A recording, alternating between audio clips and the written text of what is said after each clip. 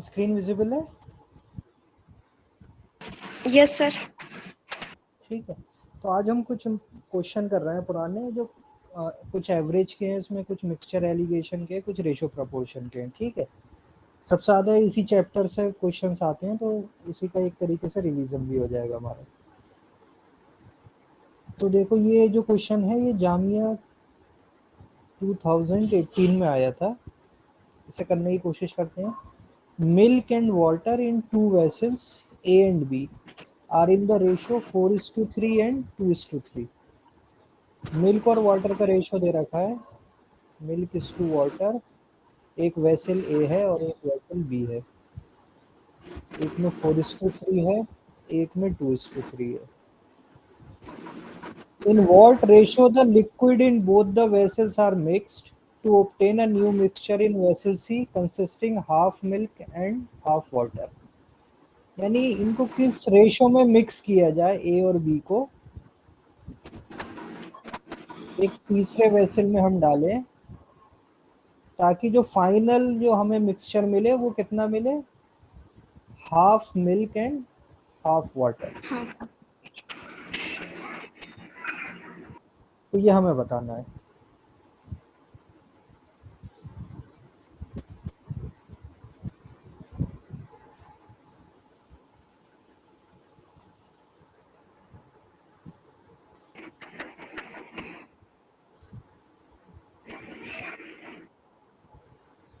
तो किससे हम कर सकते हैं, अप्रोच ले सकते हैं किसकी, एलिगेशन की। पहले में मिल्क और वाटर का रेशियो है 4:3। तो देखो, मिल्क और वाटर में नहीं लेते हम, इसको कन्वर्ट करेंगे 4:3 को, किसी एक क्वांटिटी को हम फिक्स कर लेते हैं। मान लो मिल्क ले लेते हैं आउट ऑफ टोटल मिक्सचर। तो टोटल मिक्सचर 4:3 का मतलब हो जाएगा मिल्क का रेशो विद टोटल, यानी 4:7। Sir answer option A. हाँ, ऑप्शन ए। तो ये वेसल ए का हो गया। सिंपली ऐसी वेसल बी को कन्वर्ट करेंगे, 2:3 था, तो ये हो जाएगा 2:5, यानी 2/5। और फाइनल हमें सी में कितना चाहिए, half milk and half water, यानी 1:1, यानी मिल्क का रेशो विद टोटल होना चाहिए 1:2, यानी 1/2। तो देखो, एलिगेशन इस तरीके से लगेगा, 4/7, दूसरा है 2/5, ये ए है, ये बी है। इसको जब हमने एक साथ किया तो फाइनल आना चाहिए 1/2। तो ये हो जाएगा 1/2। इसमें से कौन सा ज्यादा है, 4/7 या 2/5?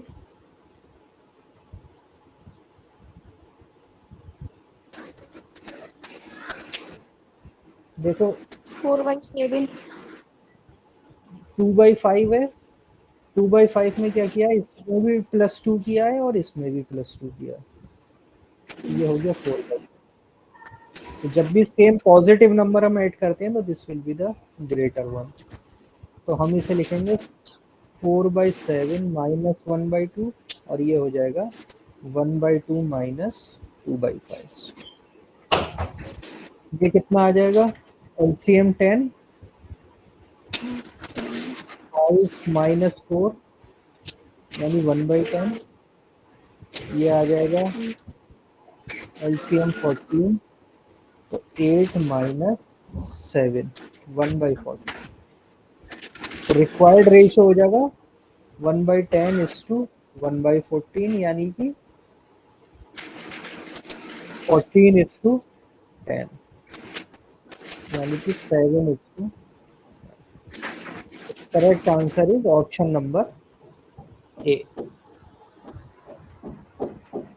चलो नेक्स्ट क्वेश्चन पर आते हैं। ये भी देखो मिक्सचर का ही है, मिक्सचर एलिगेशन का कोई कॉन्सेप्ट यूज होगा यानी इसमें, और ये था JMI MBA 2019 का क्वेश्चन है।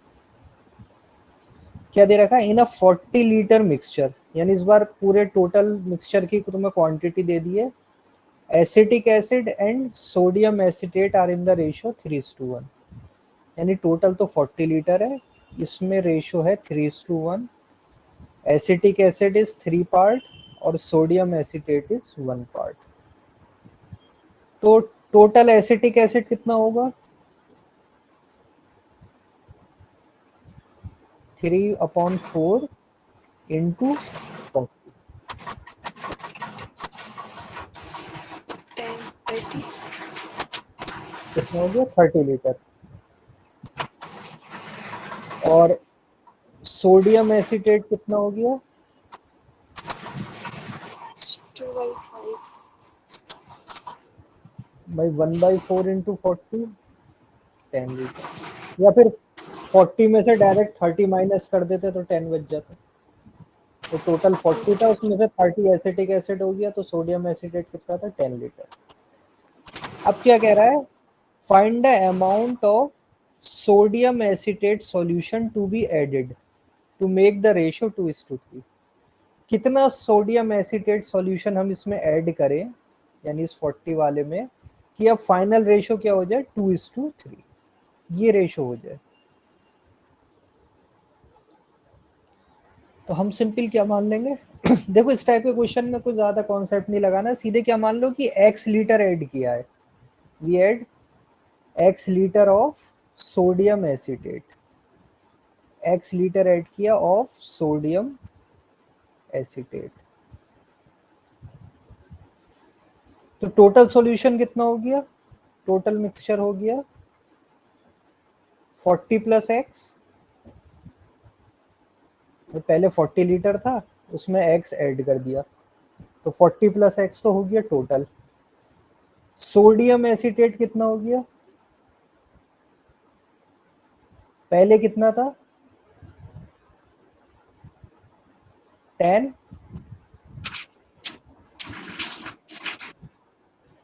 और कितना ऐड कर दिया उसमें? है x। तो सोडियम एसिटेट हो गया हमारे पास इतना टोटल, और पूरा टोटल मिक्सचर है इतना। और कितना रेशियो होना चाहिए? एसिटिक एसिड 2 पार्ट और सोडियम एसिटेट 3 पार्ट, यानी 10 plus x upon 40 plus x should equal to किसके बराबर होना चाहिए? ये सोडियम एसिटेट है, ये टोटल है। 2/3. Added. Sodium acetate upon total क्या होना चाहिए?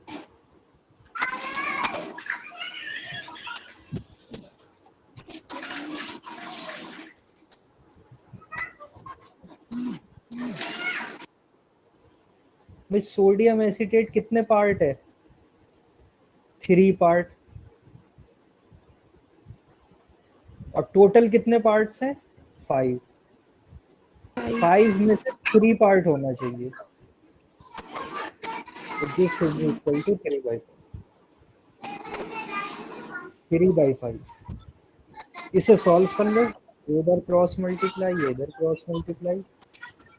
50 plus 5x is equal to 120 plus 3x। 50 को इधर भेजो, x वाला इधर गया, तो 2x is equal to 70, x is equal to 35। यानी कितने लीटर हम ऐड कर दें? 35 लीटर सोडियम एसिटेट ऐड कर देंगे तो रेशियो ये हो जाएगा। जो पहले 3:1 था वो चेंज होके हो जाएगा 2:3। चलो अब ये आते हैं जामिया एमबीए 2020 वाले क्वेश्चन। तो इसमें कुछ मिक्स है, एवरेज के क्वेश्चन है, कुछ रेशियो प्रोपोर्शन है, कुछ एलिगेशन पर है। तो हमें पहचानना पड़ेगा और फिर देखना पड़ेगा क्या कॉन्सेप्ट लग सकता है। In Olympics a game has 2 groups A and B. 2 group हैं, एक है ए ग्रुप और एक है B group. Having participant from 20 and 25 countries respectively. यानी ए ग्रुप में कितनी कंट्रीज हैं? 20, और बी ग्रुप में कितनी कंट्रीज पार्टिसिपेट कर रहे हैं? 25। Having an average score of 20 and 25। उनका एवरेज स्कोर है, जो ए में 20 कंट्रीज है उसका एवरेज भी 20 है, और बी में जो 25 कंट्रीज खेल रही हैं, पार्टिसिपेट कर रही हैं, उनका एवरेज भी कितना है, 25। ए का हाईएस्ट स्कोर है 25 और लोवेस्ट स्कोर है 15। यानी ए में जो टीम है उनका हाईएस्ट स्कोर है 25 और लोवेस्ट स्कोर है 15। कितनी कंट्रीज है हाईएस्ट लोवेस्ट ये नहीं पता हमें, बस किसी कंट्री का हाईएस्ट स्कोर था, बी वाले ग्रुप में 32 और उसका लोवेस्ट स्कोर है 25। ठीक है, तो ये दो ग्रुप बने, इसमें कितनी कंट्रीज हैं और उनका एवरेज स्कोर, उसमें से हाईएस्ट और लोवेस्ट दे रखा। ये इस तरीके का क्वेश्चन है जैसा समझ लो तुम्हारे मार्क्स का क्वेश्चन करते थे कि दो क्लास है ए और बी, इस क्लास में 20 स्टूडेंट है, इस क्लास में 25 स्टूडेंट है, इनके एवरेज मार्क्स 20 है, इसके एवरेज मार्क 25 है, किसी क्लास पे बच्चे का हाईएस्ट स्कोर 25 है और लोवेस्ट 15 है, क्लास बी में हाईएस्ट स्कोर 32 है और लोवेस्ट स्कोर 24 है। तो इस तरीके से भी तुम सोचोगे तब भी वही मेथड है, एवरेज का क्वेश्चन है। तो पूछ रहा है what can be the minimum and maximum value of these average. Group B के एवरेज का कह रहा है if 5 teams are transferred from A to B, यानी ए से बी में क्या करा गया है, 5 टीम्स को ट्रांसफर कर दिया, ए से बी में आ गई 5 टीम्स। तो बताओ मिनिमम एवरेज कितना हो सकता है बी का और मैक्सिमम कितना हो सकता है, ये बताना है। पहले बताओ क्वेश्चन क्लियर हुआ, लैंग्वेज क्वेश्चन की क्लियर है?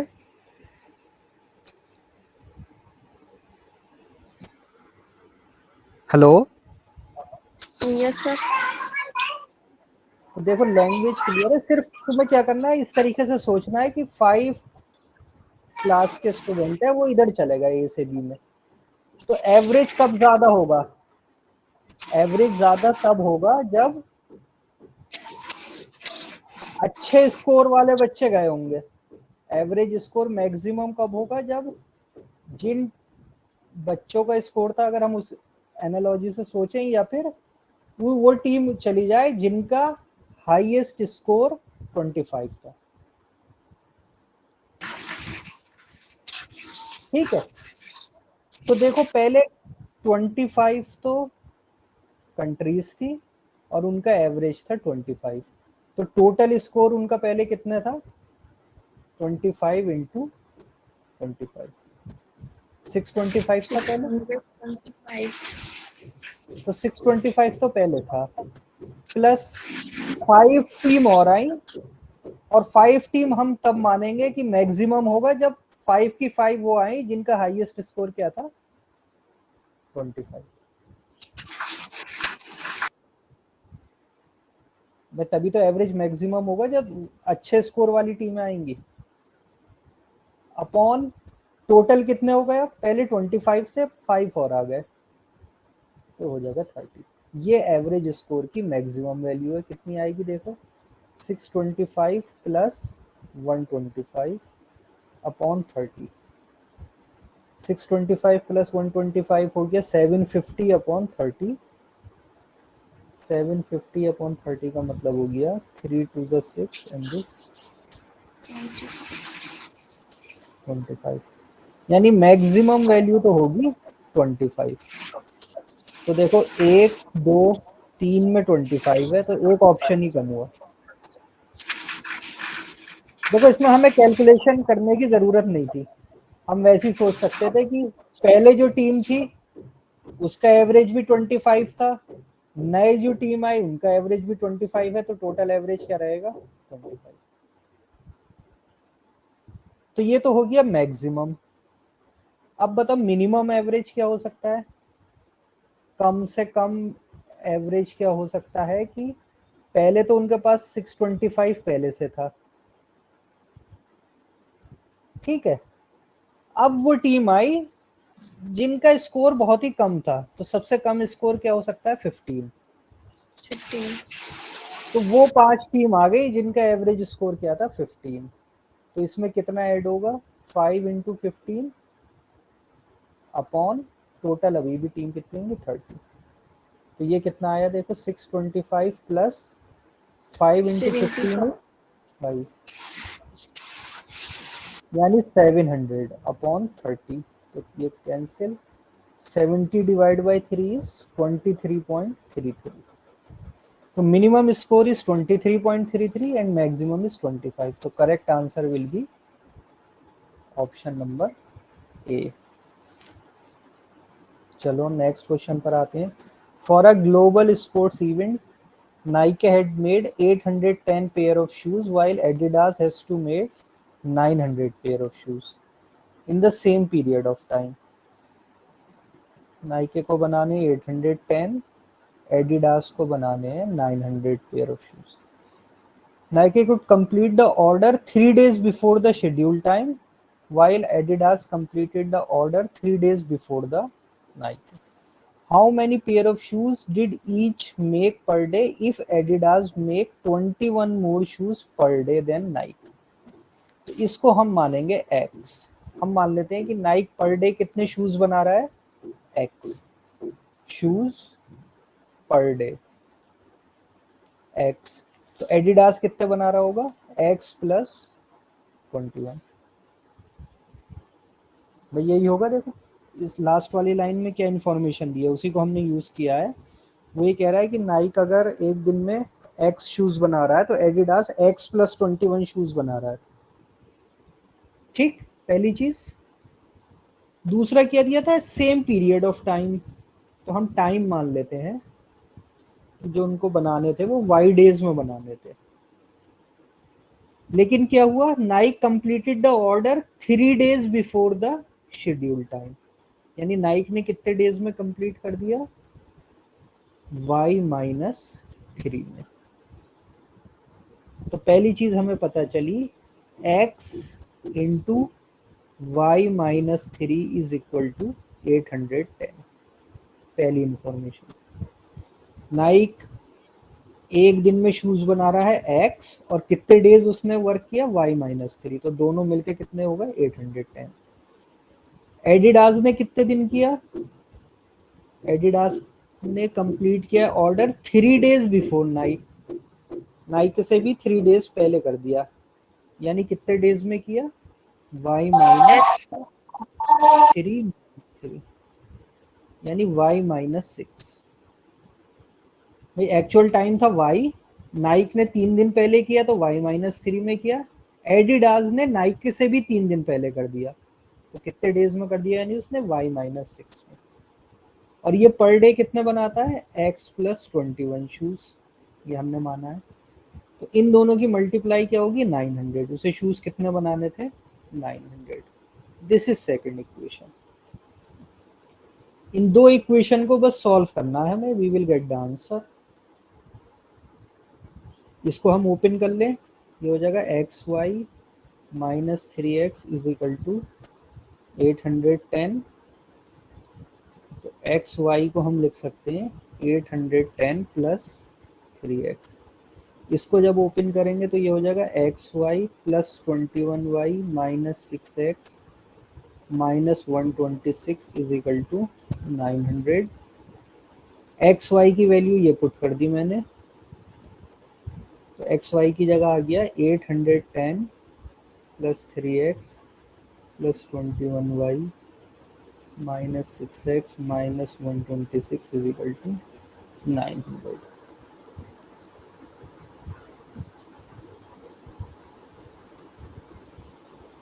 ठीक, 810 दिस 810 इधर जाएगा, ये हो जाएगा 3x माइनस 6x, ये हो जाएगा minus 3x plus 21y is equal to 900 minus 810 plus 126, ये हो गया 90 प्लस 126 216।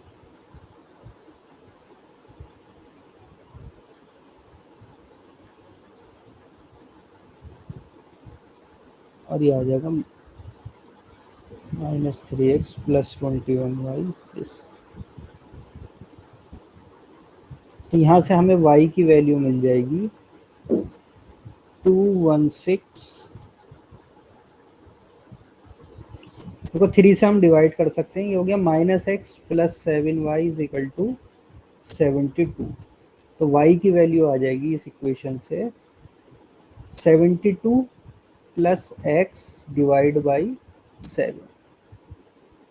ये आ गई y की वैल्यू हमारे पास। इस y की वैल्यू को किसी भी इक्वेशन में रख सकते हैं। इक्वेशन 1 ज़्यादा सिंपल है, इसमें रखना ज़्यादा इजी है। तो ये हो जाएगा x into 72 plus x upon 7 is equal to 810 plus 3x। अब देखो यहाँ पर इक्वेशन बन गई, ये क्वाड्रेटिक इक्वेशन बनेगी। अब उसे सॉल्व करने से बेटर है कि हम ऑप्शन से ट्राई कर सकें। तो how many pair did each make, तो दोनों के बीच का डिफरेंस तो 21 है। ये हमने x क्या माना था, देखो नाइके का, तो नाइके का कम वाले वैल्यूज होगी। तो x हम एक बार 44 रख के चेक करेंगे, एक बार x 21 रख के चेक करेंगे, एक बार 54 और एक 34। ये 4 वैल्यूज हम रख के चेक करेंगे। तो क्वाड्रेटिक इक्वेशन सॉल्व करने से अच्छा है x की वैल्यू रख के चेक कर लो। तो जैसे मैं ऑप्शन सी के लिए कर रहा हूँ, देखो x इज इक्वल टू 54। तो 54 अगर मैं इसमें रखूंगा तो ये हो जाएगा 54 upon 7 into 72 plus 54 is equal to क्या आ रहा है, 72 प्लस 54 कितना हो गया, इसे वैल्यू रख के चेक करनी, ये हो गया 6 एंड 120 126। 126। 7 से ये कट जाएगा, 7 1 जा 7, 7 8 जा 18 इंटू 54, 54 इंटू 18 मल्टीप्लाई कर दो, 8 4 जा 32, 3 8 5 जा 40, 430 एंड देन 54 279 972 आ गया ये। और इसमें x की जगह 54 रख के देखें हम, 8 1 10 प्लस 54 इंटू 3, ये हो गया 810 प्लस 54 3 जा 4 3 जा 12, 1 कैरी 5 3 जा 15 एंड 16, ये देखो आ गया 972। तो इस x की वैल्यू पर ये दोनों हमारा लेफ्ट हैंड साइड और राइट हैंड साइड क्या होगा, इक्वल होगा। तो that will be our answer. यानी x 54, नाइकी कितने शूज बनाता पर डे 54, और एडिडास कितना बनाता था उसमें प्लस 21। तो 54 प्लस 21 इज 75। तो answer is option number C, 54 and 75।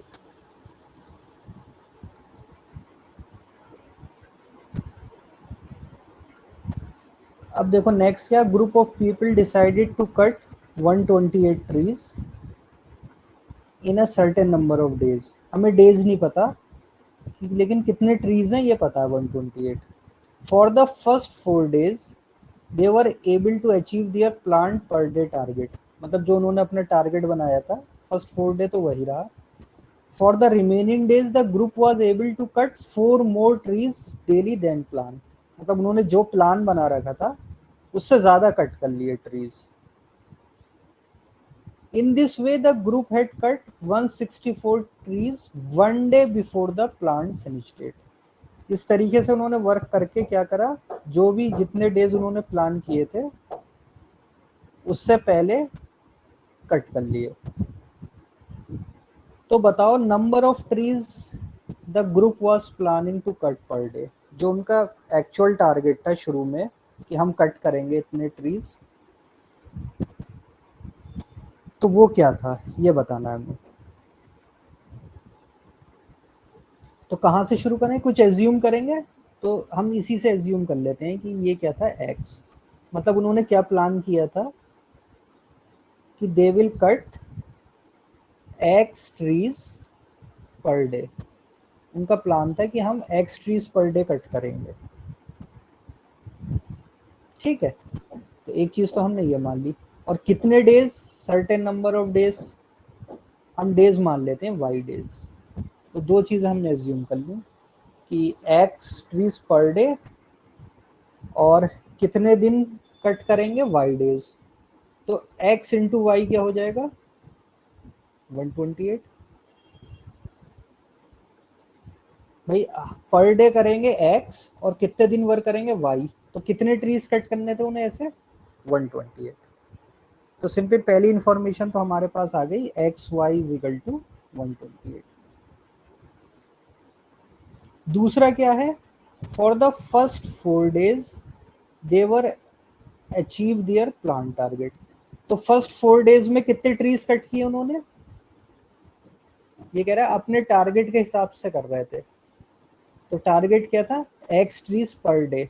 तो 4 डेज में कितने ट्रीज कट हुए होंगे, 4x। भाई एक दिन में एक्स ट्रीज कट करने हैं तो 4 डेज में कितने होंगे, 4x। लेकिन कह रहा for the remaining days they will the group was able to cut 4 more trees daily than plan.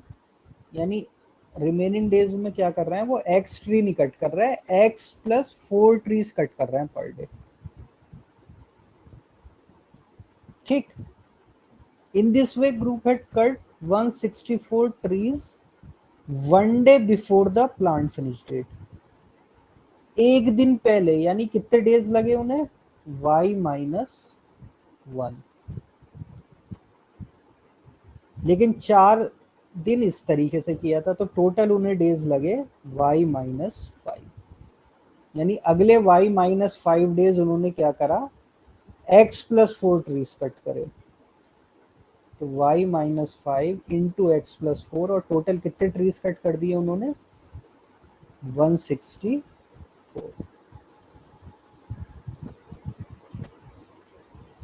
Simple यह देखो, 4 डेज थे, नंबर ऑफ डेज इंटू किसकी प्रोडक्ट कर रहे हैं, ट्रीज पर डे। तो टोटल ट्रीज मिल रहे हैं हमें। तो पहले 4 दिन तो ये था कि एक्स ट्रीज पर डे कर रहे थे, तो ये आ गया t is equal to 4x। लेकिन उसके बाद वाले डेज में y-5 डेज उन्होंने कितने ट्रीज कट किए, x प्लस 4। तो टोटल ट्रीज कट हो गए 164। अभी देखो फिर दो इक्वेशन बन गई, दो अननोन में।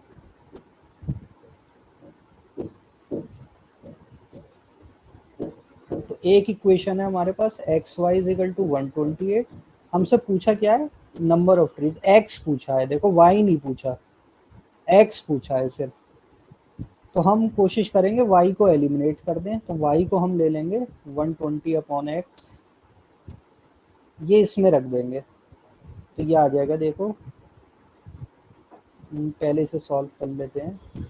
X y -5x plus 4y -20 plus 4x is equal to 164। X y की वैल्यू 128 है, 128 minus x plus 4y -20 is equal to 164। तो ये आ जाएगा हमारे पास 128 और में से 20 गया 108, ये इधर जाके माइनस हो जाएगा। तो हमें हमारे पास बचा -x plus 4y is equal to 108। 164 में से 108 गया तो बचा 56। ये हमारे पास इक्वेशन आ गई। अब इसमें y की वैल्यू पुट कर दो यहाँ पर। तो ये हो गया -x plus 4 into 128 upon x is equal to 56। अब देखो फिर इक्वेशन बना के सॉल्व करने से बेटर है ऑप्शन लेके ट्राई कर लो। x 16 लेके देखो, 32, 64 और 8।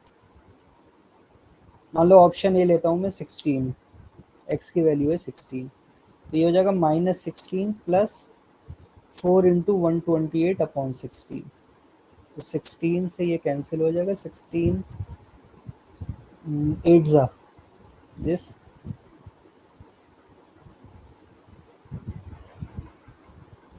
32। 32। तो ये आ रहा है 16, लेकिन राइट हैंड साइड पे क्या है 56। तो ये आंसर नहीं होगा। देखो इसको क्वाड्रेटिक बना के भी सॉल्व कर सकते हैं, लेकिन इक्वेशन जब भी तुम्हें ऑप्शन में आंसर दे रखे हो तो बेटर है कि ऑप्शन पुट कर दो। ऑप्शन डी लेके देखें हम 8।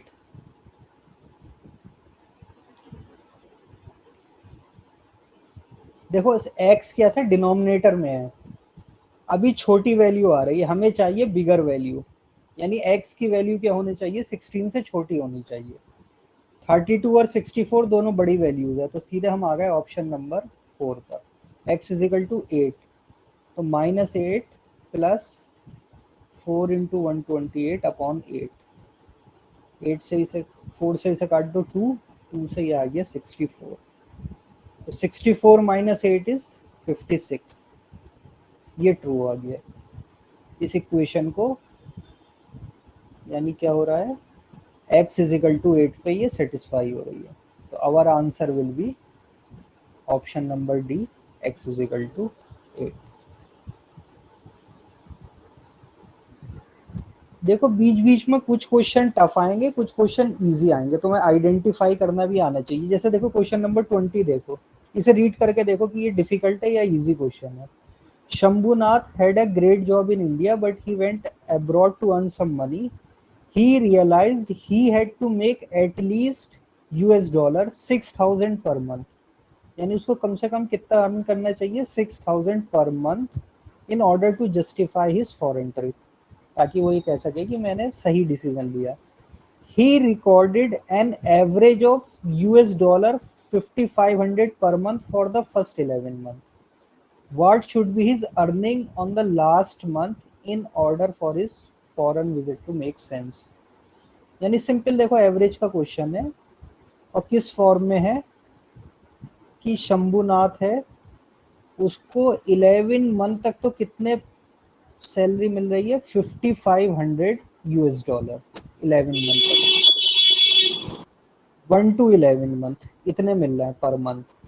तो 12 मंथ में उसे कितने मिले कि उसका टोटल जो एवरेज है 1 से 12 वो कितना आ जाए, 6,000 आ जाए। ये देखो इजी क्वेश्चन है, तो ये पिक करना आना चाहिए कि कौन सा डिफिकल्ट में है, कौन सा इजी भी क्वेश्चन आ सकते हैं। तो ये देखो 5,500 मिल रहा है उसे फर्स्ट से 11 मंथ तक पर मंथ, तो 12 मंथ में उसे कितने मिले कि उसका एवरेज पूरे साल का 6,000 हो जाए। यानी उसे देखो 1 to 12 हर महीने उसे कितने मिलने चाहिए थे, 6,000, तो टोटल उसे कितने मिलने चाहिए थे, 12 इंटू 6,000, यानी कि 72,000। अभी 11 मंथ तक उसे कितने मिले, पर मंथ इतने मिल रहा है, तो 1 to 11 यानी 11 मंथ उसे अभी तक क्या कितने मिले हैं, 5,500 इंटू 11, कितने हो जाएंगे 5,500 इंटू 11, 500। तो 55 और 55 ऐसे ऐड कर लिया करो 11 का मतलब, तो 60,005। 5। तो अभी तक 11 उसे पर मंथ $5,500 मिले, तो अब तक टोटल उसे डॉलर मिले हैं 60,500, और अगर 6,000 का एवरेज रहता तो उसे मिलते 72,000। तो 12th मंथ में कितने मिलने चाहिए उसे, 11,500। माइनस 11,000। तो ये एक इजी क्वेश्चन था देखो इसमें, तो क्वेश्चन के बीच में तुम्हें पहले जज करना आना चाहिए कि ये डिफिकल्ट है ये इजी है। जैसे ये इजी क्वेश्चन है, इजी क्वेश्चन तो एकदम देखते तुम्हें टिक हो जाना चाहिए कि ये इजी क्वेश्चन है, इसे मैं अटेम्प्ट करना है। तो सारे क्वेश्चन लगातार डिफिकल्ट नहीं आते हैं, कुछ बीच में ट्रिकी होते हैं, कुछ इजी भी होते हैं। चलो नेक्स्ट देखते हैं, ratio of milk and water in a final mixture formed by mixing milk and water that are present in 3 vessels. इस बार 3 वेसल्स की बात हो रही है,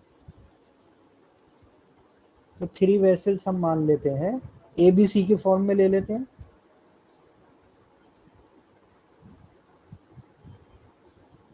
late vessel A, vessel B, vessel C. Ratio of milk in final mixture formed by mixing milk and water that are present in 3 vessel of capacity।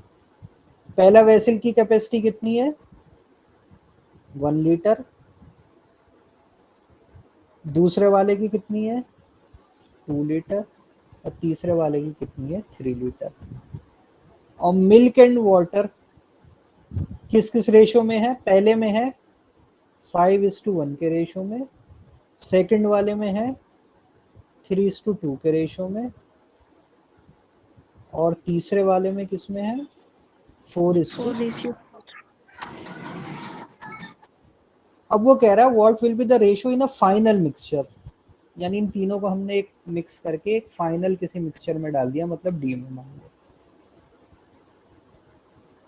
तो उसमें पूछ रहा है मिल्क और वाटर का रेशो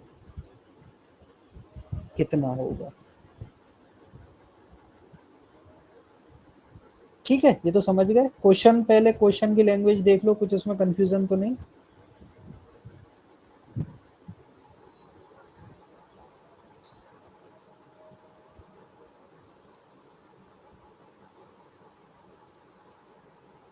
ठीक है, क्वेश्चन तो क्लियर है कि 3 वेसल्स है, तीनों में मिल्क और वाटर का रेशो दे रखा है, और उसे क्या करा है, चौथे में फाइनल एक मिक्सचर में डाल दिया है। तो ये बताओ कि फाइनल जो मिक्सचर है उसके अंदर अब मिल्क और वाटर का रेशो क्या होगा। देखो, इस टाइप के क्वेश्चन नॉर्मली हम किससे कर रहे थे अभी तक? एलिगेशन से करते हैं। लेकिन इसमें क्या है, 2 की जगह 3 आ गए। 2 मिक्सचर की जगह, वो 2 वेसल की जगह 3 है इस बार।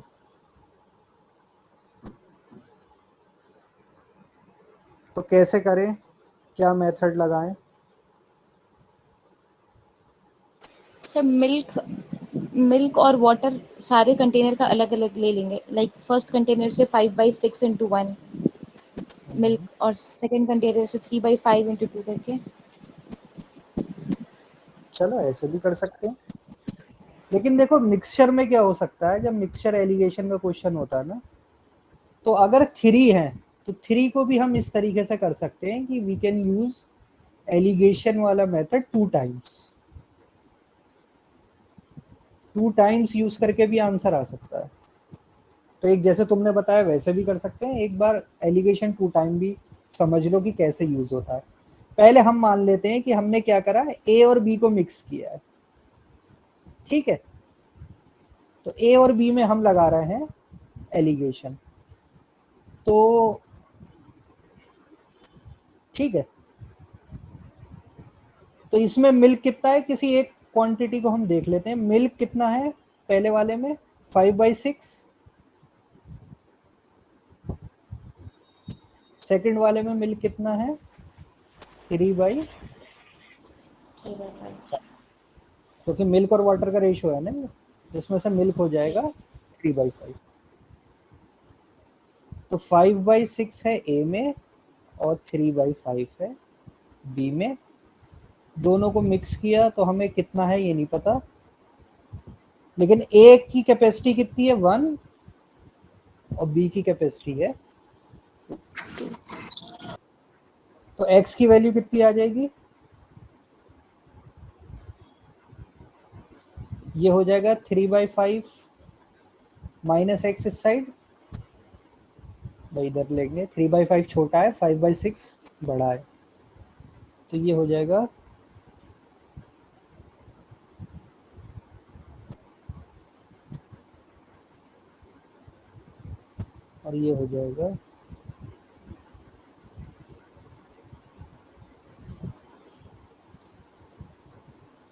3/5 इज अराउंड 60%, ये 80%। नहीं तो इसको ऐसे लिख लो, 5/6 माइनस एक्स, और ये हो जाएगा x माइनस 3/5।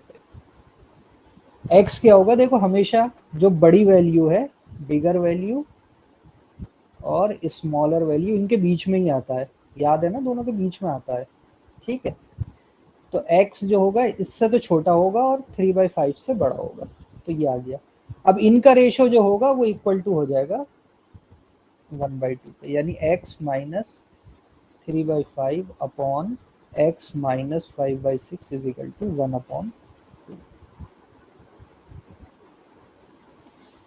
तो तो ये आ जाएगा, देखो 2 से मल्टीप्लाई इधर होगा तो ये हो गया 2x minus 6/5 is equal to x minus 5/6। ये x वाला इधर आएगा तो 2x माइनस x, ये हो गया x इज इक्वल टू, ये प्लस हो जाएगा 6/5 माइनस 5/6।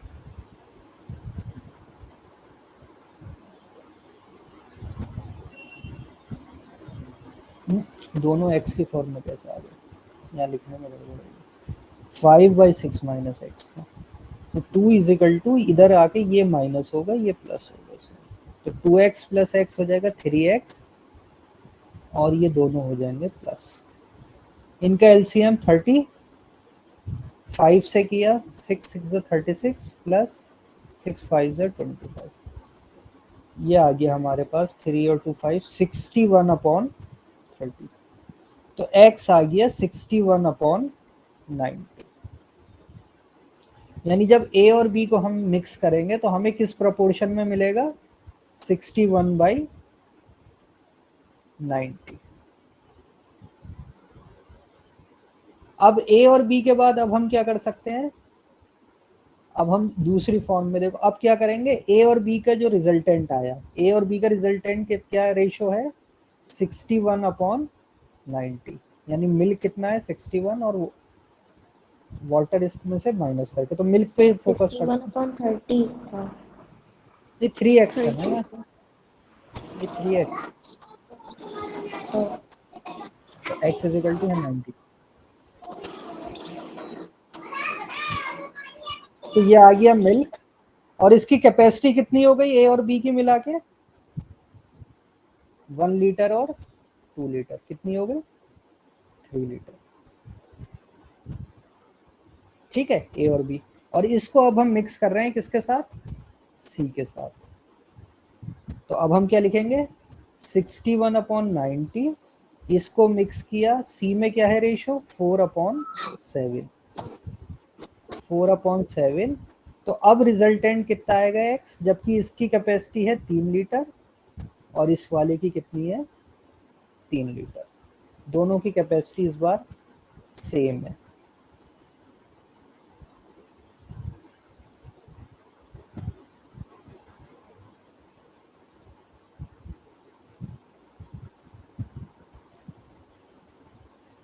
देखो जब दोनों की कैपेसिटी सेम है तो फाइनल मिक्सचर कितना आएगा,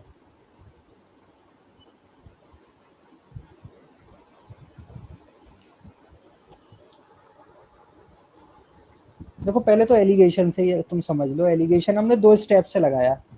फिर क्या होता है, इसमें बड़ी वैल्यू कौन सी है, 61/90 या 4/7,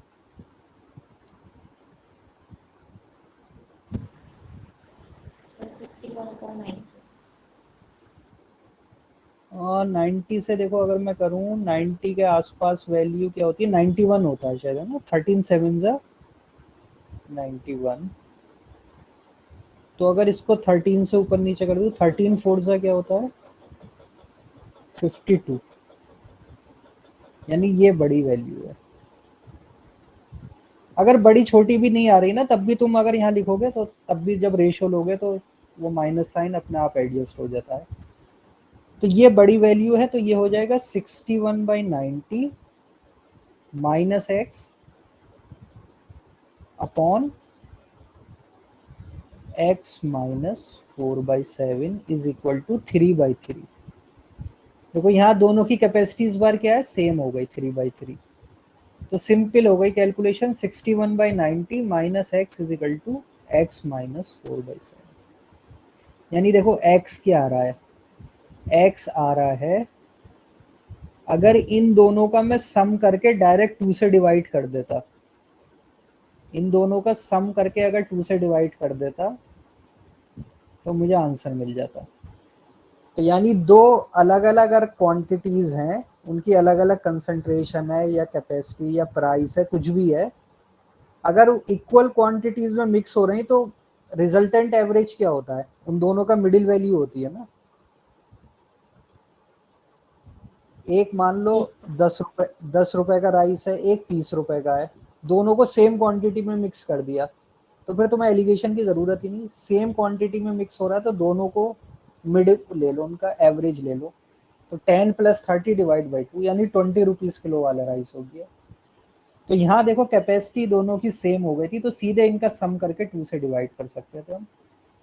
90 और 70, इसका एलसीएम 630, 97 जा 7 एंड 6 जा 42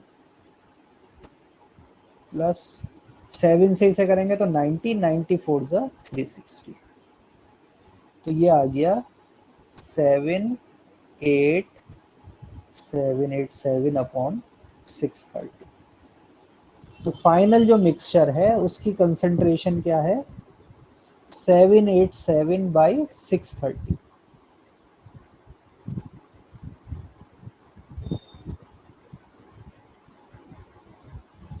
तो सॉरी, इधर 2x था, इधर 2x था, तो x की वैल्यू हो गई 787/1260। ये हमारी फाइनल आ गई वैल्यू, यानी जो रिजल्टेंट मिक्सचर है उसकी कंसंट्रेशन है 787/1260। 787 तो मिल्क है, और नीचे ये क्या है, टोटल है, मिल्क प्लस वाटर है। देखो हमने हर जगह टोटल लिखा था ना, मिल्क प्लस वाटर था नीचे। अब इसमें देखो 787 वाले तो ये दो ऑप्शन तो कट गए, अब आंसर बी होगा या डी होगा ये बताना है। कैलकुलेशन तो कर ली तुमने, देखो आंसर बी नहीं है, ये ध्यान रखना, क्योंकि तुमसे क्वेश्चन में क्या पूछा है, what will be the ratio of milk and water. Milk और वाटर का रेशियो पूछा है, ये नहीं पूछा कि मिल्क इज टू टोटल। तो मिल्क और वाटर में क्या करना पड़ेगा हमें, आंसर तब आएगा, देखो नीचे क्या आएगा 473, जब हम 1260 में से मिल्क की क्वांटिटी माइनस कर देंगे तो हमें मिलेगा 473, इतना वाटर था। तो मिल्क और वाटर का रेशियो होगा option number D.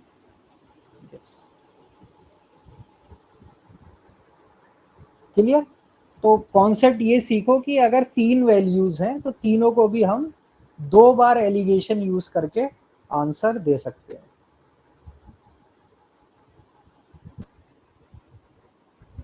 Question number 24 करके बताओ। देखो ये एक इजी क्वेश्चन आ गया, एक डिफिकल्ट दे रखा था उसके बीच में क्या दे दिया, एक easy question.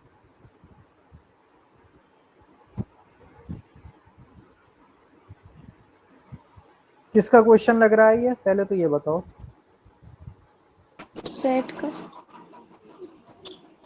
Set no sir, no sir, algebra set box sir कर चुकी है वाला इस टाइप का। ये 24 एलजेब्रा आंसर। का है, ये एलजेब्रा का है, हमने इक्वेशन बना के किया था यस कि सर। काजीरंगा नेशनल पार्क में या तो हिप्पोज हैं या पीकॉक्स हैं। तो हमने मान लिया let H hippos and P peacocks. तो कह रहा था अगर हेड काउंट करें तो 96 आ रहा है, तो हेड तो हिप्पो का भी एक होगा और पीकॉक का भी एक होगा, तो ये दोनों मिलके क्या होगा 96। And when the legs are counted it is 336 in number. तो लेग्स में क्या हो जाएगा, देखो हिप्पो का एक हिप्पो की 2 लेग्स होंगी, वो सॉरी 4, और पीकॉक की 2 लेग्स होंगी, this will be equal to 330। अब ये दो इक्वेशन आ गई, आपसे क्या पूछा, नंबर ऑफ पीकॉक। तो h को एलिमिनेट करना है तो इसे 4 से मल्टीप्लाई करके माइनस कर दो, h हट जाएगा, p का आंसर आ जाएगा। क्लियर। तो देखो ये डिफिकल्ट क्वेश्चन के बीच बीच में ऐसे इजी क्वेश्चन तुम्हें मिलेंगे क्वेश्चन पेपर में। मेन ये होगा कि तुम्हें वो इजी आइडेंटिफाई करने और शुरू में ये इजी क्वेश्चन ही करने हैं। लेकिन यहाँ मैंने तुम्हें इसलिए क्वेश्चन दोबारा लिखा है कि देखो इस क्वेश्चन को हम एलिगेशन के मेथड से भी कर सकते हैं, समझ लो, अगर आ जाए तो अच्छी बात है, वरना तो अपना इक्वेशन वाला मेथड तो है ही। क्वेश्चन नंबर 24, देखो एलिगेशन से कैसे करेंगे इसे।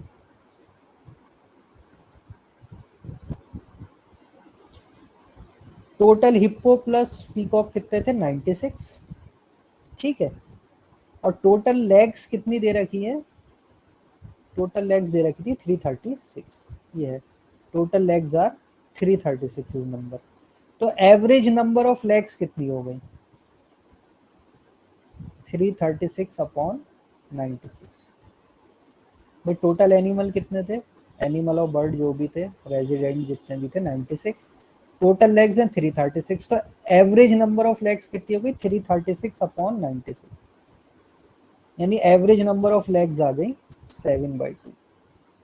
देखो इसमें एलिगेशन कैसे यूज किया, ये समझाने के लिए मैंने तुम्हें एक क्वेश्चन कराया। अगर तुम्हें नहीं आ रहा समझ में, ये कॉन्सेप्ट है, अगर सीख सकते हो तो सीख लो, अगर नहीं सीख रहे हो तो नॉर्मल इक्वेशन वाला मेथड तो है ही।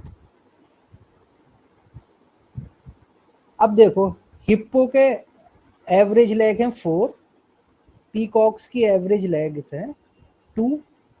इन दोनों को जब हमने मिक्स किया, मतलब एक साथ काउंट किया, तो एवरेज लेग्स कितनी आ गई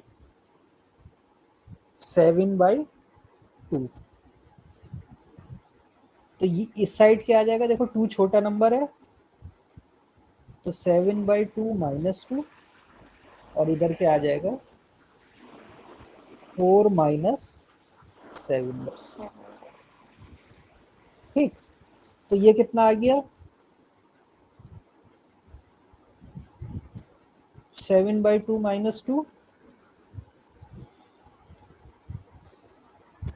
एलसीएम लेंगे 4, 3/2,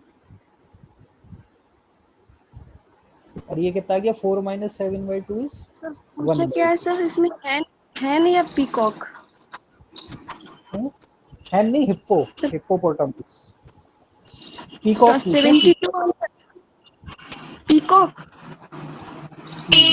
पीकॉक पूछा। सर पीकॉक 24 है और हिप्पो 72 है। हाँ, पीकॉक 24 है। तो ये देखो, यानी हिप्पोज और पीकॉक का रेशो कितना है, हमें एलिगेशन से रेशो पता चलता है ना, तो हिप्पोज और पीकॉक का रेशो है 3:2:1, यानी हिप्पो और पीकॉक का रेशो है 3:1। तो इससे हमें ये पता चल गया। अब हमें ये पता है टोटल कितने 96, तो पीकॉक कितने हो जाएंगे 1/4 इंटू 24। तो ये मतलब ऐसे क्वेश्चन में एलिगेशन भी यूज हो सकता था, लेकिन अगर लगा पा रहे हो तो ठीक है, वरना फिर ये नॉर्मल इक्वेशन है, इसमें भी कोई ज्यादा वो नहीं थी, सिंपल कैलकुलेशन भी इक्वेशन से भी कर सकते। चलो नेक्स्ट क्वेश्चन पर आते हैं। A vessel is full of a mixture of methanol and ethanol. दो हैं, मिथेनॉल और इथेनॉल का मिक्सचर है, इन विच देयर इज 20% इथेनॉल। तो एक वेसल है, उसके अंदर हमें दे रखा है मिथेनॉल प्लस इथेनॉल, और उसमें है 20% ethanol. 10 litre of mixtures are drawn off and filled with methanol. If the ethanol is now 15%, what is the capacity of the vessel? पहले तो क्वेश्चन पढ़ो आराम से, क्या दे रखा है क्वेश्चन में।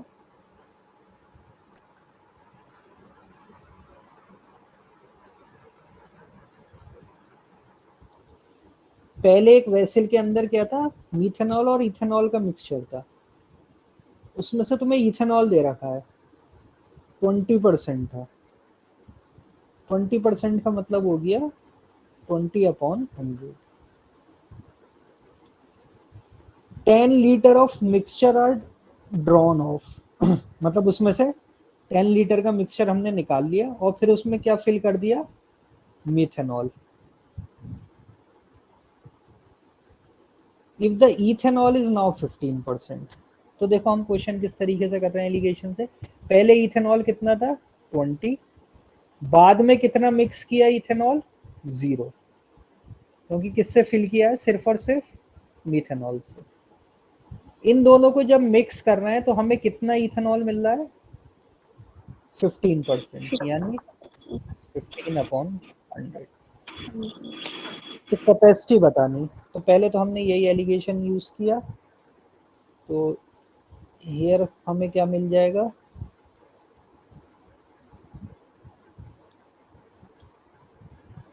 15/100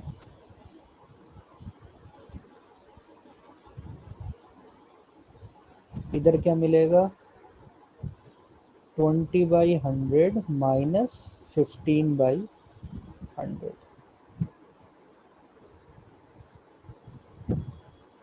ठीक, कितना आ जाएगा ये? 5/100। और इधर क्या आया? 15/100। तो यानी इन दोनों का रेशो कितना होगा?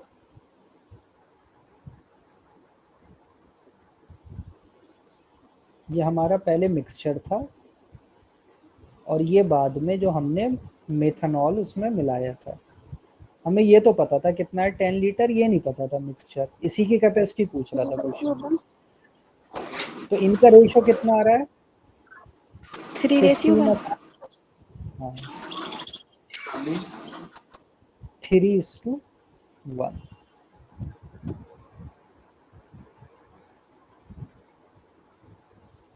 ठीक, तो ये देखो मिक्सचर के अंदर क्या था हमारा? इथेनॉल भरा हुआ था। यानी कितना होगा ये? 3 टाइम्स होना चाहिए था। अगर ये 3 टाइम्स होगा तो फिर इस तरीके से हमारा रेशो बन जाएगा। तो यानी हम लिख सकते हैं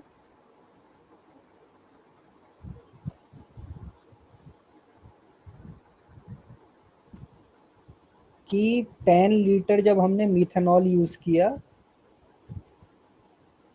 तो हमें मिक्सचर में कितना इथेनॉल चाहिए? 30 लीटर।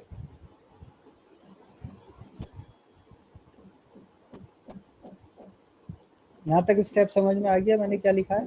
कि जब 10 लीटर हमने मिथेनॉल मिक्स किया था इतने इथेनॉल में, यहाँ पर इथेनॉल था ना 20%, तो रिजल्टेंट क्या बन गया था? 15%। इसका मतलब हमें यह पता चल गया कि ये 3:1 के रेशो में होने चाहिए थे। 3:1 के रेशो में। यानी अगर 10 लीटर मिथेनॉल है तो उसके अंदर इथेनॉल कितना होना चाहिए? उसका 3 टाइम्स, यानी 30 लीटर। अब पूछा गया तुमसे capacity of the vessel. Vessel की कैपेसिटी कितनी है? तो वेसल की कैपेसिटी में मीथेनॉल प्लस इथेनॉल दोनों मिलके तुम्हें बताना होगा, यानी आंसर होगा 40 litre. Option number C. Sir उसको अलजेब्रा या इक्वेशन से नहीं सॉल्व कर सकते उस क्वेश्चन को? इस वाले को जी सर। 24 को 25 को 25 को सर। 20। देखो एलिगेशन जो है ना, एक मिनट थोड़ा तुम समझ लो। एलिगेशन जो कॉन्सेप्ट है, गैप बना दूंगा।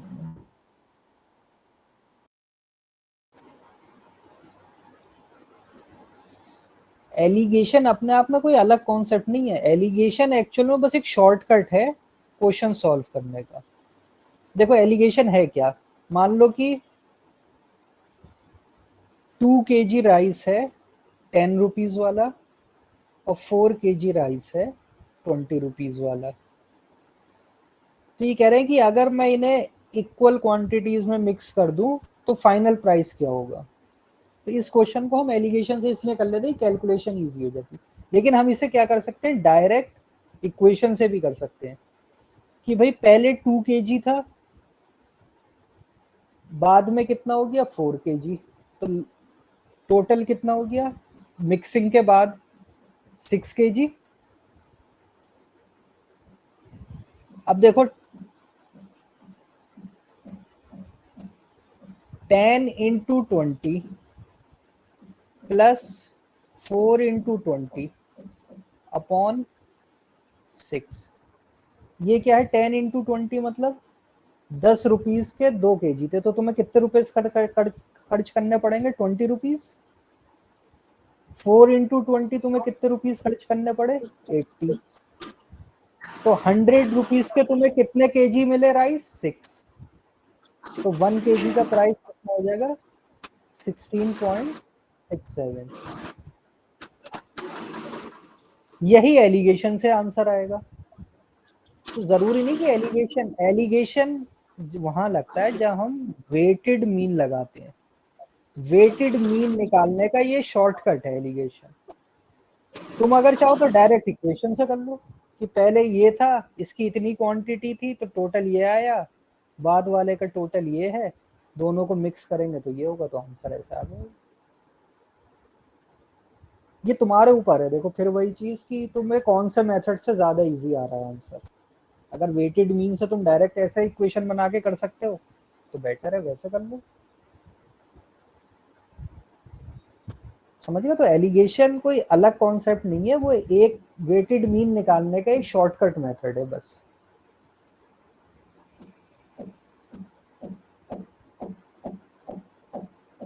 जैसे ये है, देखो ये क्वेश्चन है, two tanks of similar volumes are full of mixture of oil and water.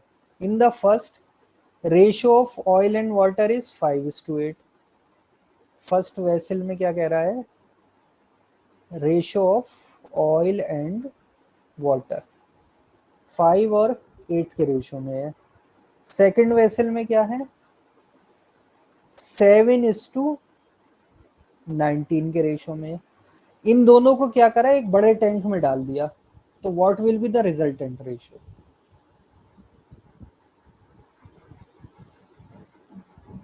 तो अगर तुम्हें समझ में आ रहा है कि तुम इसे ऐसे इक्वेशन वाइज कर सकते हो तो इक्वेशन वाइज कर लो, एलिगेशन से समझ में आ रहा है तो एलिगेशन से कर लो। वैसे तो ये स्ट्रेट फॉरवर्ड क्वेश्चन है, एलिगेशन का तुम आराम से कर सकते हो। पहले एलिगेशन से ट्राई करो, अगर नहीं आता तो इक्वेशन से करते हो।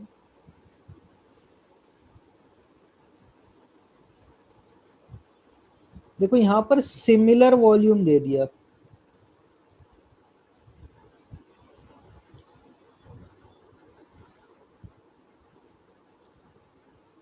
सिमिलर वॉल्यूम में क्या होता है, फिर से याद करो क्या था सिमिलर वॉल्यूम में। हम डायरेक्ट जो भी चीज आएगी उसका फाइनल रेशियो क्या होगा, दोनों का सम। लेकिन ये याद रखना कि ऑयल और वाटर का रेशियो नहीं लेते हैं हम, हमेशा किसी भी एक क्वांटिटी का लेंगे विद रेस्पेक्ट टू टोटल। तो ऑयल को अगर मैं लेके चल रहा हूं तो मैं रेशियो लूंगा 5/13 फर्स्ट में। सेकंड वेसल में क्या आ जाएगा, ऑयल और टोटल का रेशियो 7/26। अब देखो सिमिलर वॉल्यूम है, वरना तो मैं एलिगेशन लगाता है ऐसे, मैं लिखता 5/13 7/26। इन दोनों को जब करेंगे तो मान लो x आएगा, और इसकी कैपेसिटी क्या है 1, तो यहाँ 1 माइनस करके लिखता, 5/13 माइनस करता तो एलिगेशन से आ जाता। लेकिन जब मुझे पता है कि सिमिलर रेशियो होता है, जब ये दोनों क्वांटिटी सेम हो जाती हैं, तो ये जो x की वैल्यू होती वो इन दोनों का क्या हो जाता है, मीन। तो सीधे क्या करो, इन दोनों का ऐड करके मीन ले लो, 5/13 प्लस 7/26, 26 एलसीएम, ये डबल हो गया, 10 प्लस 7, 17/26 तो आ गया इसका सम, और उसको हाफ करेंगे तो ये हो जाएगा 17/52। तो ये ऑयल है और ये नीचे टोटल है, यानी ऑयल प्लस वाटर। रेशो पूछ रहा ऑयल एंड वाटर का, तो ऑयल तो ऊपर ऐसे रहेगा 17, वाटर क्या होगा 52 में से ऑयल माइनस कर दो, 17 पार्ट्स ऑयल था तो ये हो गया 30। 17:35 इज द आंसर। तो जहाँ सेम कैपेसिटी सेम रेशो वैसिल है जिसकी कैपेसिटी सेम है, इस तरीके का क्वेश्चन आ जाए तो कैलकुलेशन तुम्हें नहीं करनी, फिर सीधे क्या ले लेना है, उन दोनों का मीन।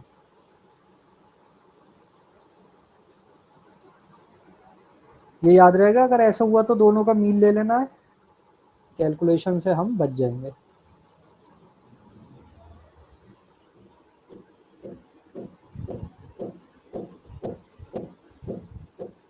आगे समझ में ये।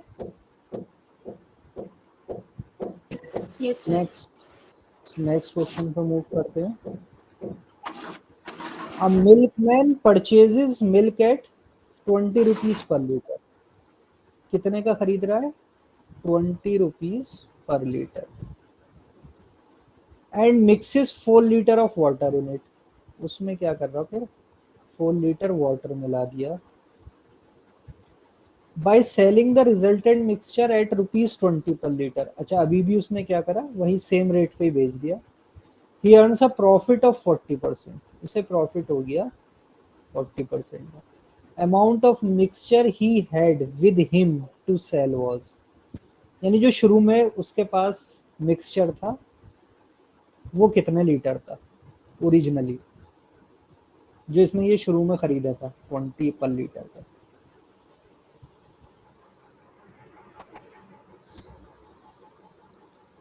ये देखो, क्या डायरेक्ट ऑप्शन से कर सकते हैं इसे?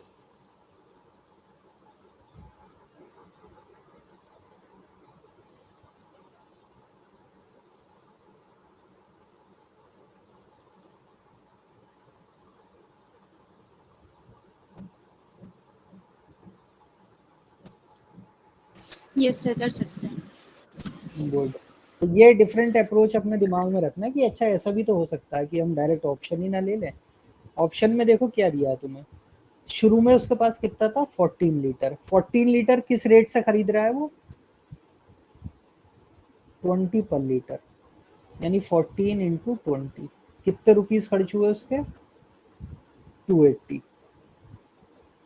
14 लीटर के में कितने रुपीस खर्च हो गए उसके, 280। अब उसने 4 लीटर वाटर, वाटर को हम मानेंगे फ्री, कोई कॉस्ट नहीं है उसकी। तो अब देखो 280 रुपीज में तो उसने खरीदा, लेकिन अब उसके पास टोटल कैपेसिटी कितनी हो गई, 14 प्लस 4, 18 18 लीटर हो गए। और कितने पे सेल कर रहा है, सेलिंग प्राइस कितना, 20। तो 18 इंटू 20, तो उसे कितने रुपीज मिल गए, 360। तो ये कॉस्ट प्राइस हो गई, ये उसकी सेलिंग प्राइस हो गई, क्योंकि वाटर तो फ्री का माना तो उसकी कोई कॉस्ट ऐड नहीं की हमने। तो अब देखो उसको कितना प्रॉफिट हो रहा है, 360 माइनस 280, 80 रुपीज का प्रॉफिट हो रहा है, कितने पर, 280 पर। तो कितना परसेंट हुआ ये, 4,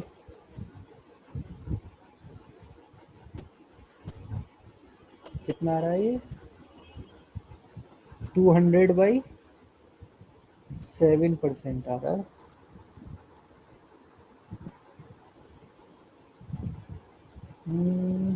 ये तो 40% आ नहीं रहा।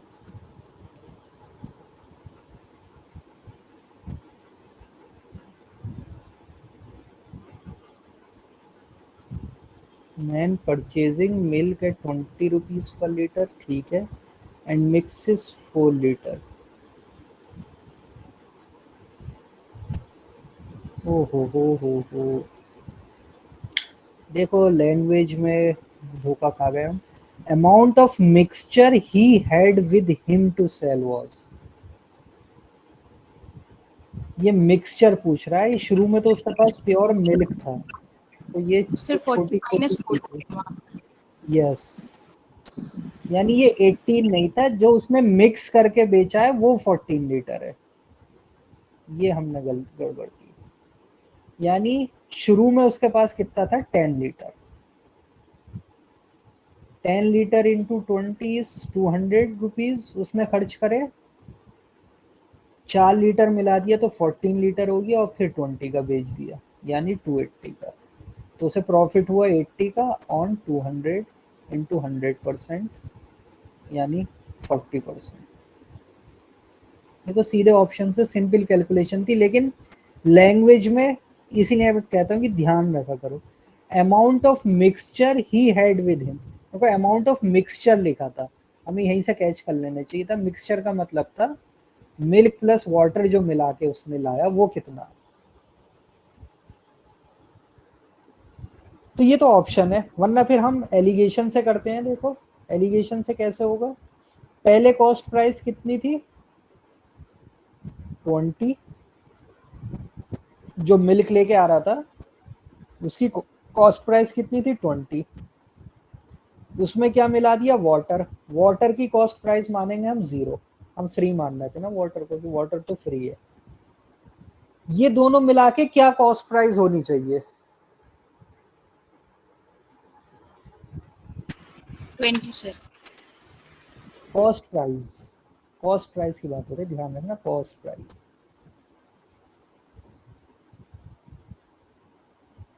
देखो इन दोनों को यानी मिल्क प्लस वाटर का पर लीटर क्या कॉस्ट प्राइस होना चाहिए। इनका सेलिंग प्राइस है वो कितने में बेच रहा है, 20 पे 20 रुपीज। Selling price. इसमें मिक्सचर की बात कर रहा हूँ अब मैं। ये तो मिल्क की हो गई कॉस्ट प्राइस, ये हो गई वाटर की कॉस्ट प्राइस।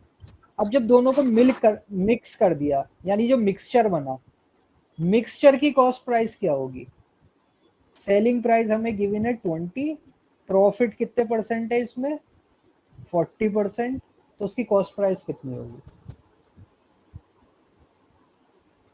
किसी चीज को हम 40% प्रॉफिट पे बेच रहे हैं तब सेलिंग प्राइस बन रहा है 20, तो उसकी कॉस्ट प्राइस क्या होगी। देखो selling price is always equal to CP plus 50। Profit.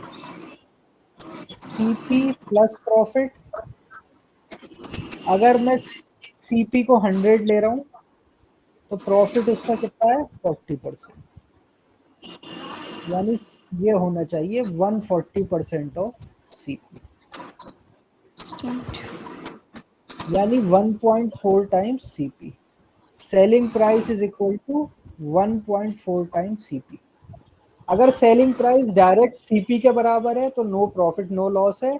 अगर सेलिंग प्राइस लेस देन 1 है यानी 0.8 सीपी, 0.9 सीपी, तो वो जो डिफरेंस है वो लॉस हो रहा है हमें। यस। तो अगर 40% का प्रॉफिट है तो S P is 1.4 times CP, तो 20 is equal to 1.4 times CP. CP हो जाएगा 20 अपॉन 1.4। फिर डेसिमल में हटा देता हूँ, 10 और 10 से मल्टीप्लाई कर देता हूँ, तो दिस इज 0 से ये 0 और 2 से ये गया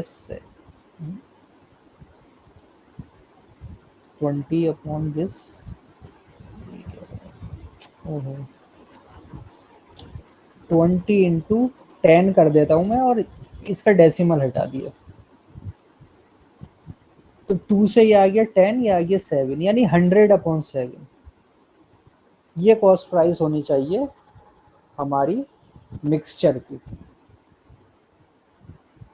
अब एलिगेशन 100/7 माइनस 0 और इधर क्या आ जाएगा 20 माइनस 100/7।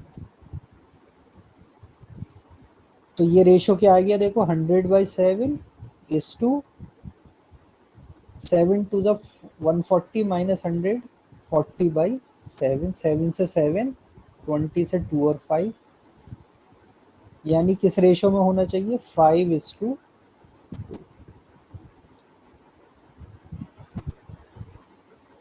ठीक है, तो हमने वाटर कितना मिलाया था 4 लीटर, तो मिल्क कितना होना चाहिए था 10 लीटर, तो रिजल्टेंट मिक्सचर हो गया 14 लीटर। मिल्क और वाटर का रेशो क्या आ गया 5:2, और हमें वाटर पता है कितना मिक्स कर रहे हैं हम 4 लीटर, तो उसमें से मिल्क कितना मिक्स किया होगा हमने 10 लीटर, तो टोटल मिक्सचर हो गया 14 लीटर। तो ऐसे एलिगेशन से भी कर सकते थे, ऑप्शन से डायरेक्ट, इजी था ये क्वेश्चन, ऑप्शन से आप डायरेक्ट कर सकते थे। बस थोड़ा लैंग्वेज पे ध्यान देना, मुझसे भी जैसे मिस हो गया, अमाउंट ऑफ मिक्सचर कह रहा था ही हैड टू।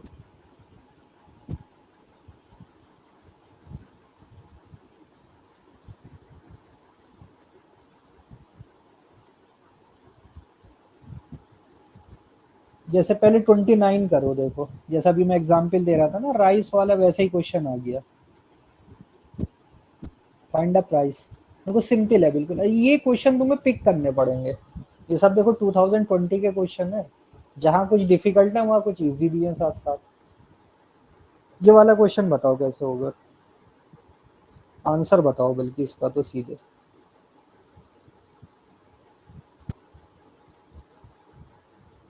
दो टाइप के वीट है, उन दोनों को एक साथ मिक्स किया है,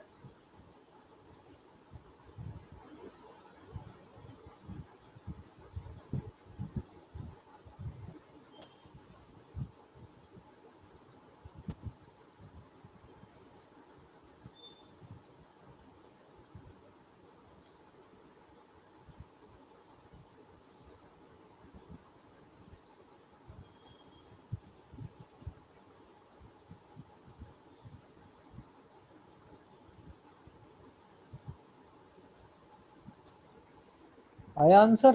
अब तक तो आ जाना चाहिए भाई।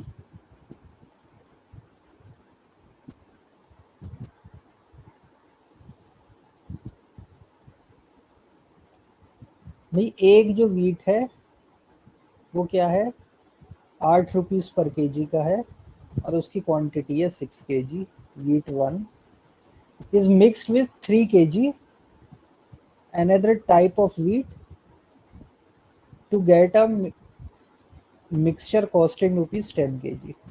इन दोनों को मिक्स करने पे 10 पर केजी वाला मिक्सचर बना, यह है वीट 2। तो इसके प्राइस पूछ रहा है कितने होंगे।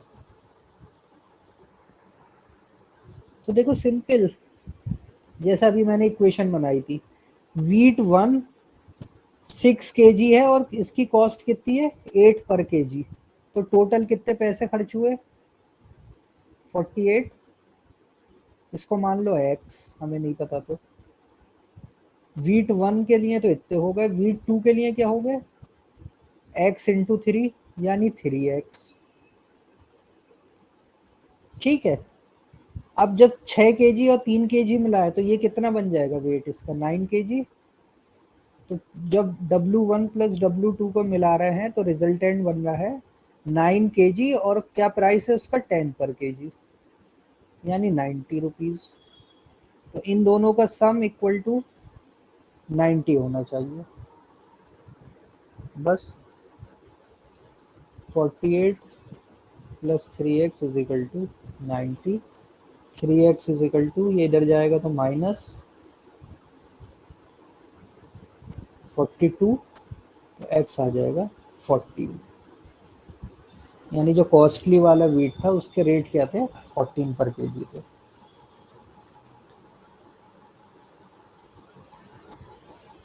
तो कुछ एलिगेशन नहीं, कुछ नहीं, हमने सिंपली जो कॉन्सेप्ट है उससे यूज करके निकाल दिया।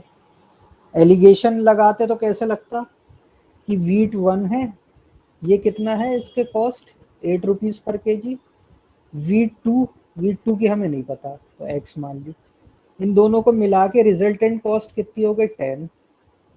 तो ये क्या हो जाएगा, एक्स जो होगा वो 10 से बड़ा होगा, तो हम इसे ले लेंगे x माइनस 10 और ये क्या हो जाएगा 10 माइनस 8 यानी कि 2। ये कितना है 6 kg है और ये कितना है 3 kg है।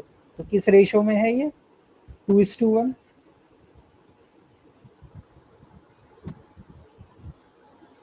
तो x minus 10 upon 2 will be equal to 2/1। तो x minus 10 is equal to 4, x is equal to 14। ये आ गया एलिगेशन से, ये आ गया इक्वेशन से। जिस मेथड से आपको समझ में आ रहा है, जिससे आ रहा है वैसे करते। क्लियर? कुछ कंफ्यूजन इसमें, कुछ पूछना है? No sir. तो देखो ये कुछ कुछ इजी क्वेश्चन होंगे बीच बीच में छुपे हुए, वो तुम्हें जरूर फाइंड करने हैं। चलो ये जो क्वेश्चन रह गया था उसे भी कर लेते हैं। 28 है, 40% of a club revenue comes from pupil of 25 years of age। 40% revenue आता है इन लोगों से, 60% आता है इन लोगों से।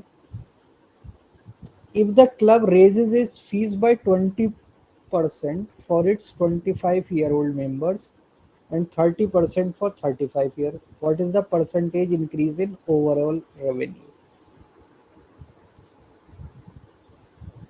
कितना रेवेन्यू ओवरऑल आएगा, परसेंटेज इंक्रीज कितना होगा। तो एक तरीका तो ये है, तुम खुद करके देखना। रेवेन्यू को मान लेते हैं हम 100, कि पहले जो रेवेन्यू आ रहा था वो 100 था। तो 40 रुपीज किससे आ रहे थे 25 ईयर वाली एज से, और 60 रुपीज किससे आ रहे थे 35 वाली एज से। क्लब ने 25 वाला कितना बढ़ा दिया 20%। तो अब ये नया कितना हो गया 20% का मतलब 1.2 इंटू 40। तो कितने रुपीज आने लगे 40 की जगह 48, और इसका कितना बढ़ाया 30%। 30% मतलब 1.3 से मल्टीप्लाई कर दो, तो ये हो गया 13 6 78। तो यहाँ 60 की जगह अब कितना आने लगे 78। तो ओवरऑल कितना रेवेन्यू इंक्रीज हो गया, अब आ रहा है हमारे पास 78 प्लस 48 यानी 126। पहले कितना था 100, तो कितना परसेंटेज इंक्रीज हुआ 26। इंतजाम।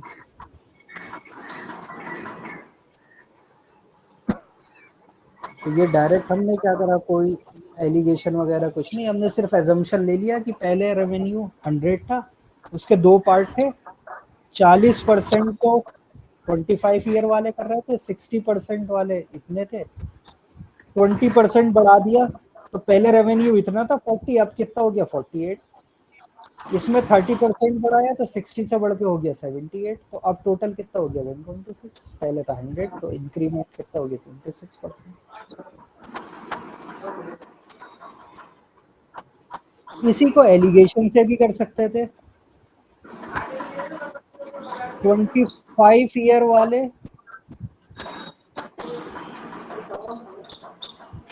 से 40% है और इससे 60% है, यानी किस रेशो में है ये 40:60।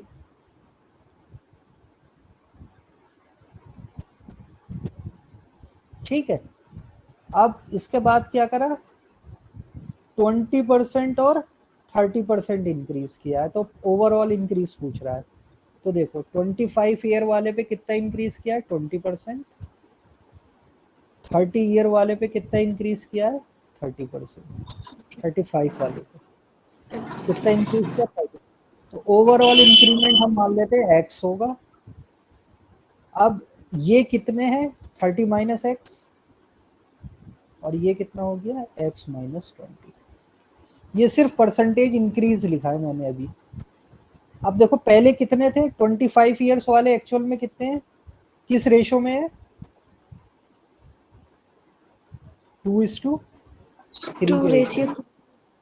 तो ये 2 यूनिट है और ये 3 यूनिट है। तो इसको हम सॉल्व कर लेंगे, 30 minus x upon x minus 20 is equal to 2/3।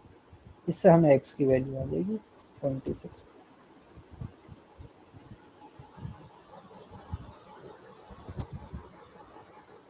तो जो इजी लग रहा है वैसे कर लो। एलिगेशन, एलिगेशन कोई अपने आप में कोई स्पेशल चीज ऐसी नहीं है कि सिर्फ एलिगेशन से ही होगा। एलिगेशन क्वेश्चन करने का एक शॉर्टकट है बस। अगर आप डायरेक्ट यूज कर पा रहे हो तो अच्छा है, टाइम कम लगेगा, वरना जरूरी नहीं कि उससे हो, अलग से भी हो जाएगा। ये है लास्ट क्वेश्चन, ये जरा मुझे करके बताओ, देखने में डिफिकल्ट है लेकिन क्वेश्चन इजी है। 1 unit of X% alcohol is mixed with 3 units of Y% alcohol to give 60% alcohol. X is greater than Y, then how many integer values can X take? पहले तो क्वेश्चन को एक बार read करो अच्छे से और ये सोचो कि पूछा क्या है इसमें।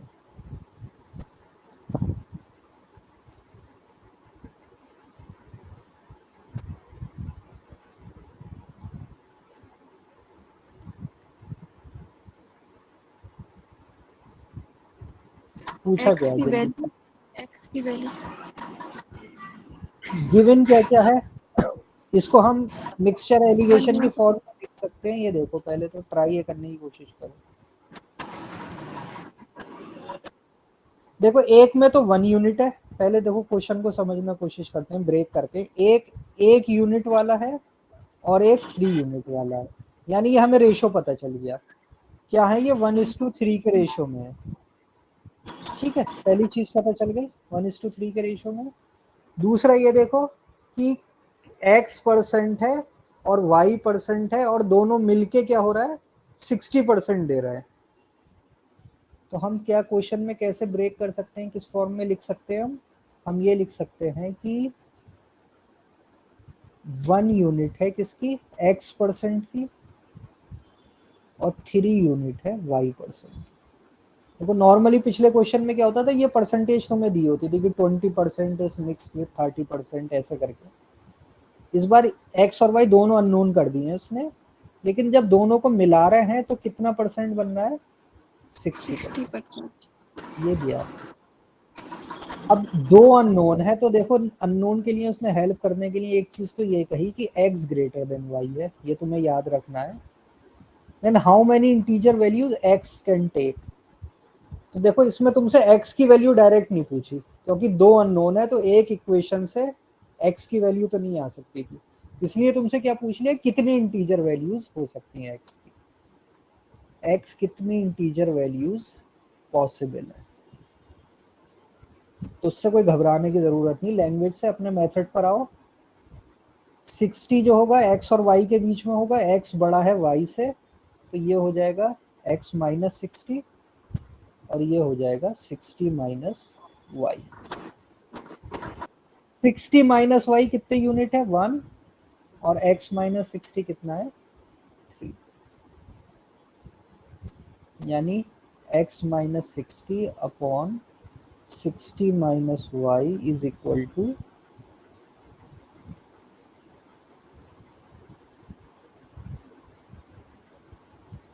3/1। सिंपल जो हमने एलिगेशन लगाते थे वही लगाते आ रहे हैं, इसमें मत घबराओ कि x और y अलग अलग है तो क्या हो रहा है। ये आ गई रिलेशन, यहाँ तक तो सिंपल है। अब देखो इसको हम क्रॉस मल्टीप्लाई कर देते हैं, तो ये हो गया x minus 60 is equal to 3 into 60 minus Y.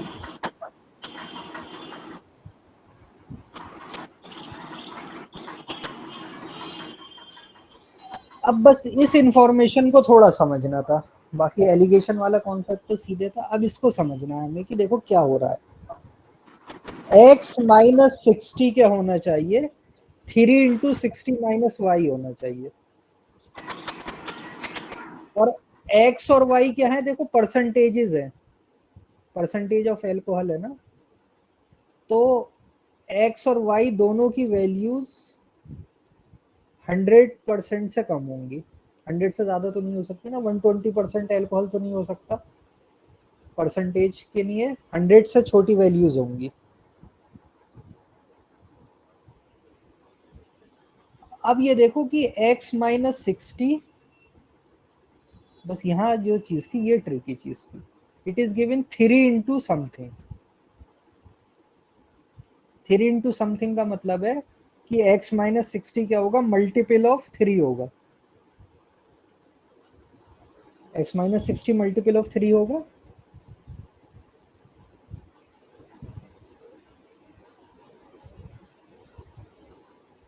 होगा या नहीं होगा, देखो 3 इंटू समथिंग की वैल्यू है, तो x माइनस 60 क्या होगा, मल्टीपल ऑफ 3। अब बताओ x की क्या क्या वैल्यू हो सकती है, 100 से छोटी होगी वैल्यू।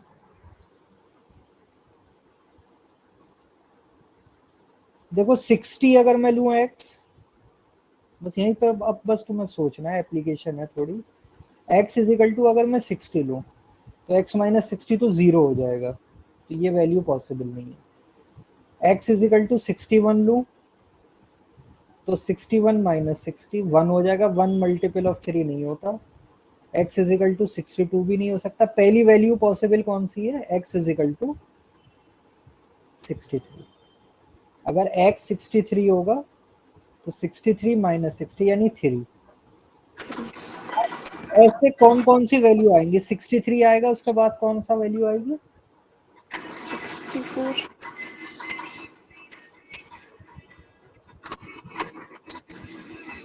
अगली वैल्यू कौन सी होगी जिस पे ये मल्टीपल ऑफ 3 हो जाए, 3 मुझे x minus 60 should be a multiple of 3।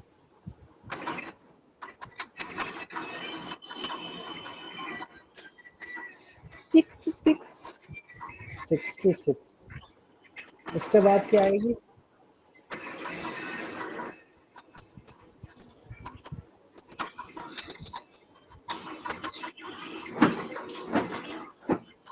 999। 69 पे तो आएगी अभी। 69। ये कहाँ तक जाएगी वैल्यूज? ये जाएगी 99 तक। तो x की कितनी वैल्यूज हो सकती थी? देखो यही तो पूछा था हमसे, how many integer values can x take. अब आपको ये बताना है कि ये कितनी वैल्यूज होंगी। ये एक वैल्यू हो गई, ये दो हो गई, ये तीन हो गई, ऐसे कितनी होंगी वैल्यूज? अगर कोई एपी बन रही है ऐसे 63, 66, 69, 99 पे एंड हो रही है, तो कितनी कितनी वैल्यूज होंगी?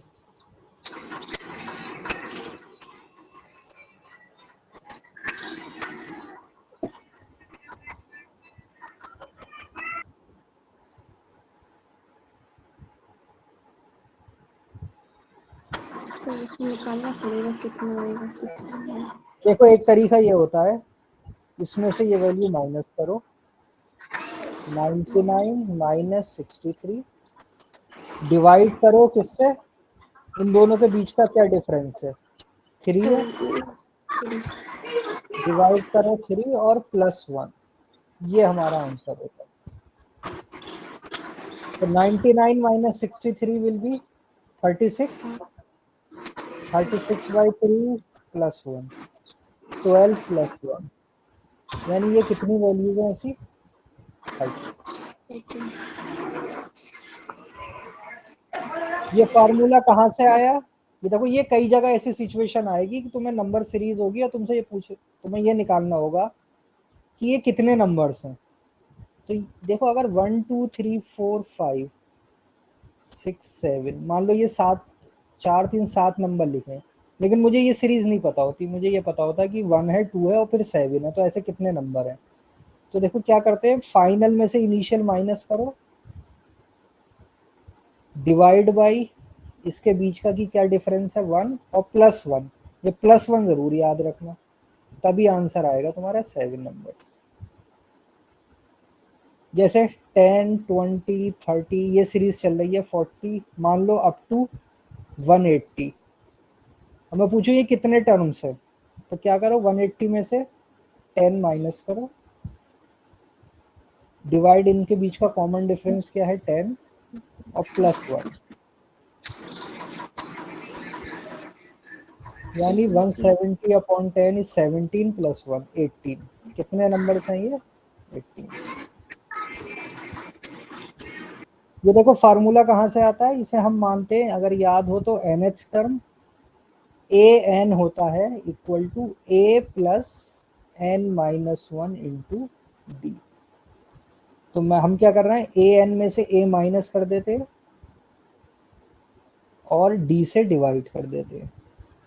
ये जब स्टेप कर लोगे इसके बाद ये -1 और होता है, जब ये इस साइड आएगा तो n यानी नंबर ऑफ टर्म्स बन जाते हैं A N minus A upon D plus 1।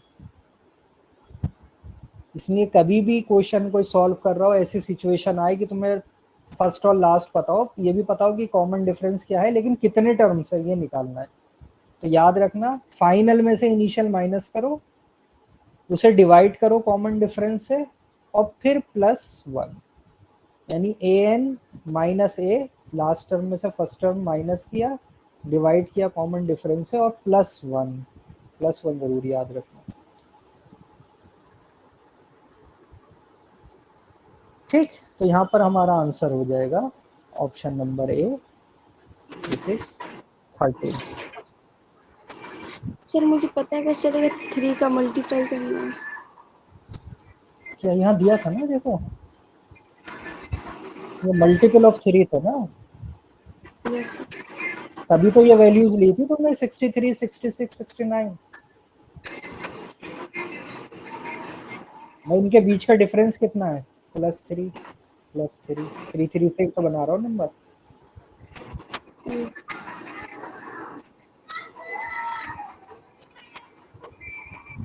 ठीक है, फिर ये हमारी mixture, alligation, ratio, proportion, average, ये कॉन्सेप्ट अच्छे से कर लेना। सबसे ज़्यादा क्वेश्चन इन्हीं टॉपिक से रिलेटेड आते हैं, average, mixture, ratio, proportion, alligation और परसेंटेजेस वगैरह सब इन्वॉल्व होती है एक साथ।